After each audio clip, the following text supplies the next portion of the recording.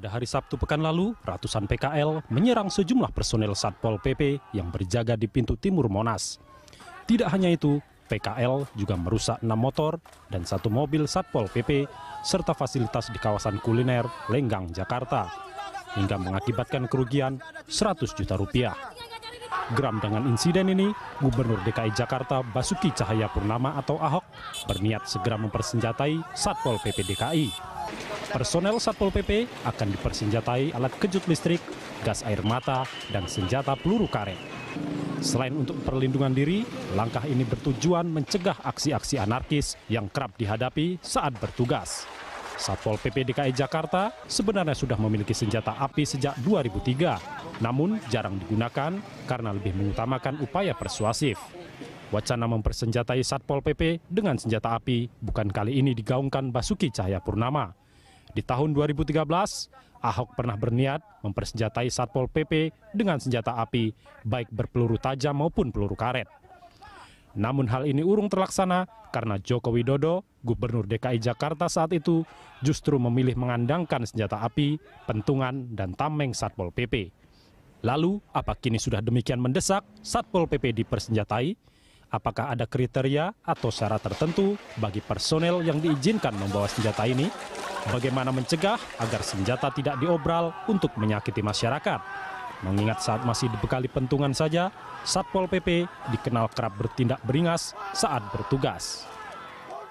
Timbang senjata Satpol PP, itulah tema dialog kita pagi ini. Dan untuk membahas topik ini telah hadir di studio pengamat kebijakan publik Universitas Indonesia, Dasril Guntara. Selamat pagi Pak Dasril Guntara, selamat datang di Berita 1. Dan pemirsa, kami juga mengundang Anda untuk memberikan komentar lewat SMS ke 0811 833 5551 atau melalui pesan telepon di nomor 021 52 900 308 atau 021 52 900 311. Baik, dengan Pak Dasril Guntara, kita sudah lihat tadi tayangannya seperti apa, bagaimana kejadian latar belakangnya. Tapi tanggapan Anda nih terhadap rencana Gubernur DKI Jakarta mempersenjatai Satpol PP? Ya, pertama-tama saya pengen menyampaikan begini, Mas. Bahwa yang namanya sebuah law enforcement itu penting. Gitu kan, bagaimanapun menjaga ketertiban segala macam itu juga adalah bagian dari upaya-upaya untuk supaya menjaga masyarakat menjadi tertib. Dan dalam hal ini Pemprov DKI Jakarta dan mungkin barangkali di semua pemerintah daerah memiliki satuan polisi pamong praja untuk membuat sebuah ketertiban bagi masyarakat.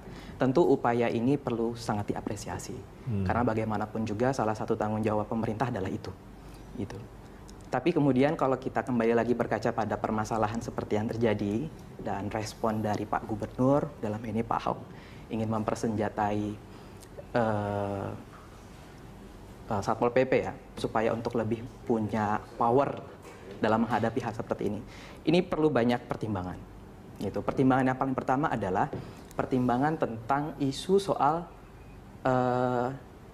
cara baru memanage sebuah masyarakat di kota besar sebesar Jakarta, seperti yang dulu pada saat Pak Ahok masih mendampingi Pak Jokowi.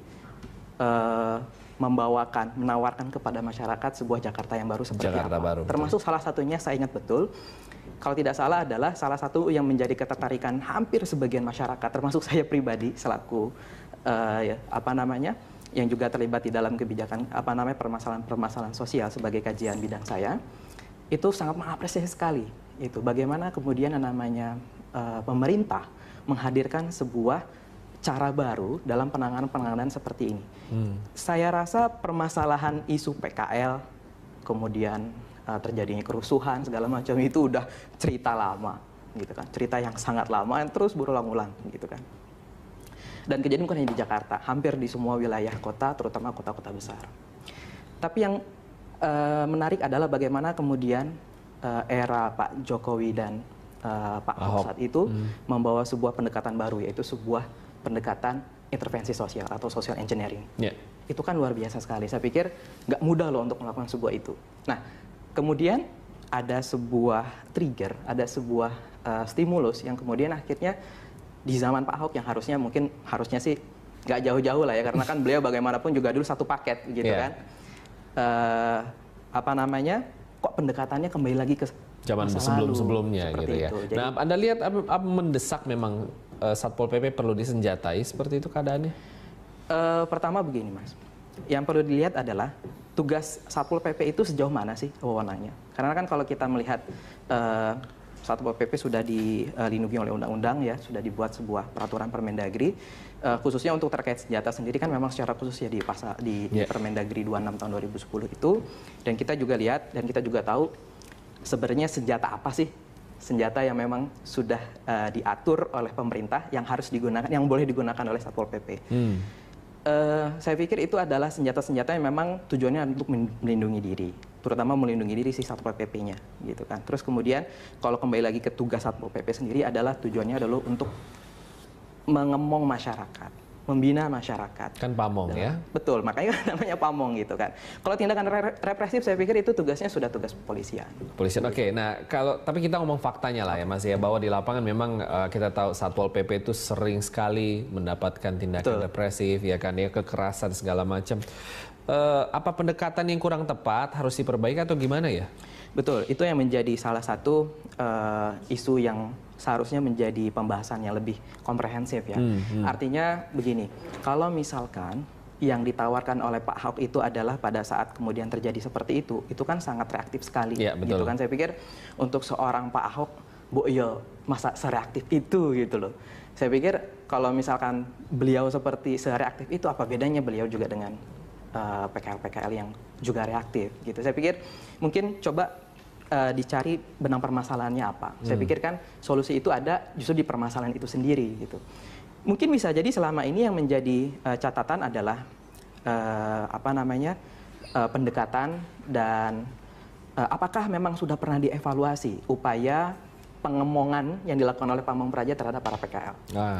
Itu mungkin jadi catatannya. Karena begini juga Pak, ya bagaimanapun kita ya selaku orang yang tinggal di dekat Jakarta, kebetulan saya tinggal di Depok kan, pasti pernah lah ke Monas gitu. Ini kalau kita bicara spesifik untuk kasus ini ya. Dan kita pun juga pernah yang namanya membeli makanan di para PKL itu. Dan kita tahu betapa tidak adilnya harga yang harus kita bayar dengan kualitas makanan yang kita konsumsi gitu. Saya pikir itu memang menjadi catatan. Tapi kemudian kalau sampai kemudian terjadi anarkisme seperti ini dan kemudian apakah memang sudah ada relokasi atau persiapan kalau misalkan yang namanya PKL ini tidak boleh lagi berdagang di situ. Kalau memang sudah, apakah memang cuma hanya sekedar menyediakan tempatnya saja, gitu? Atau jangan-jangan kemudian tujuan itu hanya supaya tujuan untuk sementara aja. Seperti itu kan. Oke. Nah, kalau kita tahu juga bahwa begitu banyak kekerasan terjadi juga sama antipati lah seperti ya. Kenapa ya masyarakat seperti anti dengan Satpol PP? Ya, karena memang yang ditampilkan untuk Satpol PP itu yang memang seperti itu, harus seperti karena begini Mas. Kita konteks masyarakat dulu ya. Gitu. Konteks masyarakat di sebuah kota besar seperti Jakarta. Apalagi biasanya mereka yang tidak mendapatkan ruang-ruang untuk mendapatkan penghasilan yang jauh lebih baik, gitu kan, menempati ruang-ruang arena publik yang kemudian itu memang secara peraturan pemerintah jelas itu dilarang, gitu. Nah, kemudian Satpol PP dihadirkan untuk menertibkan. Konteks menertibkan itu kan seolah-olah selalu represif, gitu kan. Makanya kemudian ini menjadi catatan yang perlu sekali lagi dipahami lebih dalam lagi. Sebenarnya arah tujuan dari pemerintahan Jakarta Baru ini ke depannya seperti apa? Apakah kemudian kembali lagi seperti represif seperti itu? Menghadapi masyarakat itu menarik karena kan masyarakat itu yang kita pahami ya. Saya selalu bilang di kelas, yang namanya masyarakat itu punya karakteristik 3. Mereka kompleks, mereka unpredictable, mereka unik. Nah, tapi bukan berarti kemudian mereka tidak bisa diintervensi. Gitu. Nah, pendekatan yang lebih persuasif seperti ini itu yang dibutuhkan. Itu dibutuhkan dan itu lebih saya lihat lebih long lasting. Karena itu bisa kita range, bisa kita ukur, bisa kita evaluasi. Sampai sejauh mana pencapaiannya, sudah sejauh mana kemudian itu bisa meredam aksi-aksi anarkis seperti itu, harusnya seperti itu. Soalnya kalau ada aksi-aksi anarkis atau bagaimana pengamanan ekstra harusnya panggil polisi aja. Betul. Kan? Saya pikir seperti itu, karena jangan sampai kemudian jadi overlapping. Gitu. Mungkin juga tampilannya lebih diperhalus lagi gitu ya, yang tadi pakai seragam gitu. Saya pikir dulu dengan salah satu kebijakan yang diambil oleh Pak Jokowi pada saat Pak Jokowi menjadi gubernur ya, dengan mengganti kepala Satpol PP sementara dengan perempuan, saya pikir itu juga salah satu cara untuk memperhalus ya. Memperhalus. Tapi memang itu bukan cuma sekedar begitu aja, gitu kan. Coba dibuat program yang lebih spesifik, yang jauh lebih memiliki output yang jelas.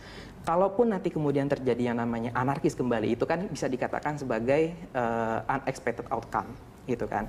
Nah, tapi dalam sebuah mekanisme social engineering yang namanya unexpected outcomes pun juga bisa diatasi, gitu. Jadi sebenarnya hanya tinggal bagaimana yang namanya pemerintah, dalam hal ini Pemprov DKI Jakarta, coba lebih banyak melibatkan para mungkin aktivis sosial atau para orang-orang yang concern terhadap kebijakan-kebijakan sosial, karena mereka saya pikir memiliki instrumen. Betul. Mereka punya pengalaman, mereka punya the will to improve gitu untuk sebuah tatanan kota Jakarta yang jauh lebih baik, gitu. Baik. Tanpa kekerasan tentunya. Kita akan lanjutkan untuk di segmen berikutnya. Tetap bersama kami pemirsa, kami akan segera kembali.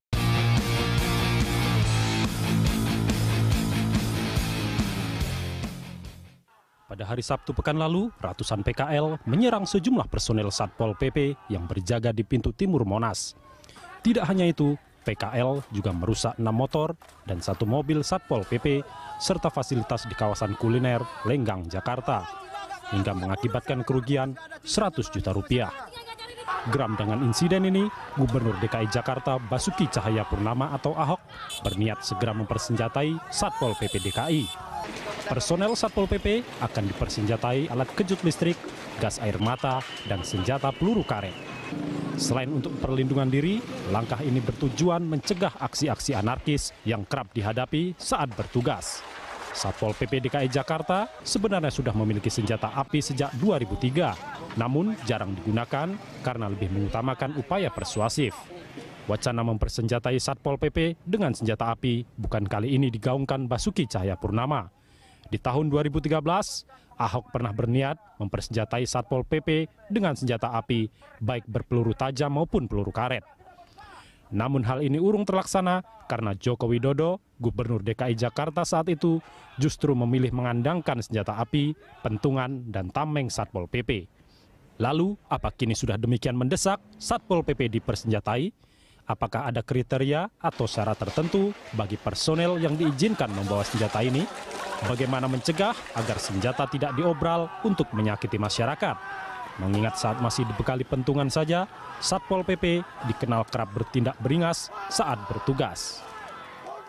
Timbang senjata Satpol PP, itulah tema dialog kita pagi ini. Dan untuk membahas topik ini telah hadir di studio pengamat kebijakan publik Universitas Indonesia, Dasril Guntara. Selamat pagi Pak Dasril Guntara, selamat datang di Berita 1. Dan pemirsa, kami juga mengundang Anda untuk memberikan represif. Saya pikir itu tugasnya sudah tugas kepolisian.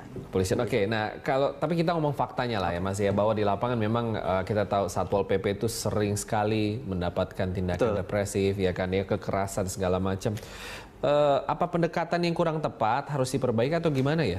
Betul, itu yang menjadi salah satu isu yang seharusnya menjadi pembahasan yang lebih komprehensif ya. Artinya begini, kalau misalkan yang ditawarkan oleh Pak Ahok itu adalah pada saat kemudian terjadi seperti itu kan sangat reaktif sekali. Ya, betul. Gitu kan, saya pikir untuk seorang Pak Ahok, masa sereaktif itu gitu loh. Saya pikir kalau misalkan beliau seperti sereaktif itu, apa bedanya beliau juga dengan PKL-PKL yang juga reaktif gitu. Saya pikir mungkin coba dicari benang permasalahannya apa. Saya pikir kan solusi itu ada justru di permasalahan itu sendiri gitu. Mungkin bisa jadi selama ini yang menjadi catatan adalah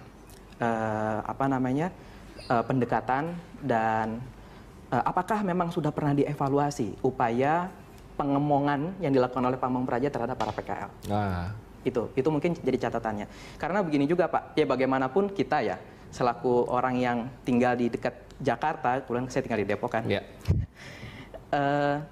pasti pernah lah ke Monas gitu. Ini kalau kita bicara spesifik untuk kasus ini ya. Dan kita pun juga pernah yang namanya membeli makanan di para PKL itu. Dan kita tahu betapa tidak adilnya harga yang harus kita bayar dengan kualitas makanan yang kita konsumsi gitu. Saya pikir itu memang menjadi catatan. Tapi kemudian kalau sampai kemudian terjadi anarkisme seperti ini dan kemudian apakah memang sudah ada relokasi atau persiapan kalau misalkan yang namanya PKL ini tidak boleh lagi berdagang di situ. Kalau memang sudah, apakah memang cuma hanya sekedar menyediakan tempatnya saja, gitu? Atau jangan-jangan kemudian yang juga terlibat di dalam kebijakan permasalahan-permasalahan sosial sebagai kajian bidang saya, itu sangat mengapresiasi sekali itu bagaimana kemudian yang namanya pemerintah menghadirkan sebuah cara baru dalam penanganan seperti ini. Saya rasa permasalahan isu PKL, kemudian terjadinya kerusuhan segala macam itu udah cerita lama, gitu kan? Cerita yang sangat lama yang terus berulang-ulang, gitu kan? Dan kejadian bukan hanya di Jakarta, hampir di semua wilayah kota, terutama kota-kota besar. Tapi yang menarik adalah bagaimana kemudian era Pak Jokowi dan Pak Ahok saat itu membawa sebuah pendekatan baru, yaitu sebuah pendekatan intervensi sosial atau social engineering. Itu kan luar biasa sekali. Saya pikir nggak mudah loh untuk melakukan sebuah itu. Nah, kemudian ada sebuah trigger, ada sebuah stimulus yang kemudian akhirnya di zaman Pak Ahok yang harusnya sih nggak jauh-jauh lah ya, karena kan beliau bagaimanapun juga dulu satu paket gitu kan. Kok pendekatannya kembali lagi ke zaman sebelum-sebelumnya gitu ya. Jadi, nah, Anda lihat apa mendesak memang Satpol PP perlu disenjatai seperti itu keadaannya? Pertama begini Mas, yang perlu dilihat adalah tugas Satpol PP itu sejauh mana sih wewenangnya. Karena kan kalau kita melihat Satpol PP sudah dilindungi oleh undang-undang ya, sudah dibuat sebuah peraturan Permendagri, khususnya untuk terkait senjata sendiri kan memang secara khusus ya di Permendagri 26 tahun 2010 itu. Dan kita juga lihat dan kita juga tahu sebenarnya senjata apa sih? Senjata yang memang sudah diatur oleh pemerintah yang harus digunakan, yang boleh digunakan oleh Satpol PP. Saya pikir itu adalah senjata-senjata yang memang tujuannya untuk melindungi diri, terutama melindungi diri si Satpol PP-nya, gitu kan. Terus kemudian kalau kembali lagi ke tugas Satpol PP sendiri adalah tujuannya adalah untuk mengemong masyarakat, membina masyarakat. Kan pamong ya? Betul, makanya namanya pamong gitu kan. Kalau tindakan tujuan itu hanya supaya tujuan untuk sementara aja. Seperti itu kan. Oke. Nah, kalau kita tahu juga bahwa begitu banyak kekerasan terjadi juga sama antipati lah seperti ya. Betul. Kenapa ya masyarakat seperti anti dengan Satpol PP? Ya, karena memang yang ditampilkan untuk Satpol PP itu yang memang seperti itu, harus seperti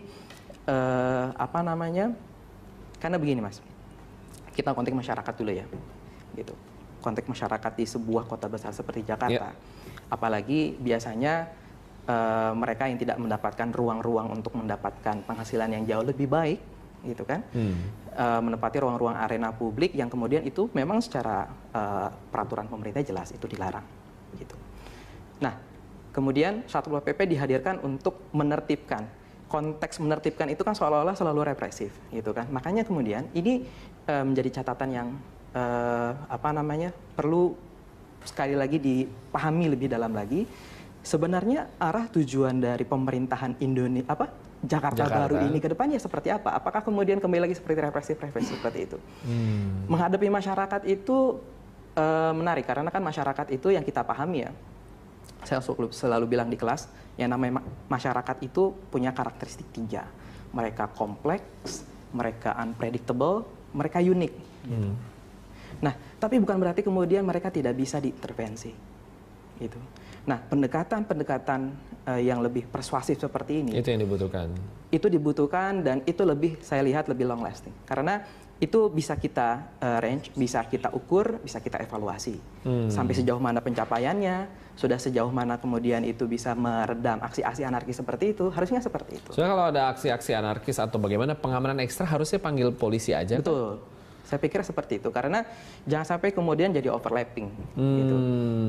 Mungkin juga tampilannya lebih Betul. Komentar lewat SMS ke 0811 833 5551 atau melalui pesan telepon di nomor 021 52 900 308 atau 021 52 900 311. Baik, dengan Pak Dasril Guntara, kita sudah lihat tadi tayangannya seperti apa, bagaimana kejadian latar belakangnya. Tapi tanggapan Anda nih terhadap rencana Gubernur DKI Jakarta mempersenjatai Satpol PP? Ya, pertama-tama saya pengen menyampaikan begini, Mas. Bahwa yang namanya sebuah law enforcement itu penting. Gitu kan, bagaimanapun menjaga ketertiban segala macam itu juga adalah bagian dari upaya-upaya untuk supaya menjaga masyarakat menjadi tertib. Dan dalam hal ini Pemprov DKI Jakarta dan mungkin barangkali di semua pemerintah daerah memiliki satuan polisi pamong praja untuk membuat sebuah ketertiban bagi masyarakat. Tentu upaya ini perlu sangat diapresiasi karena bagaimanapun juga salah satu tanggung jawab pemerintah adalah itu. Gitu.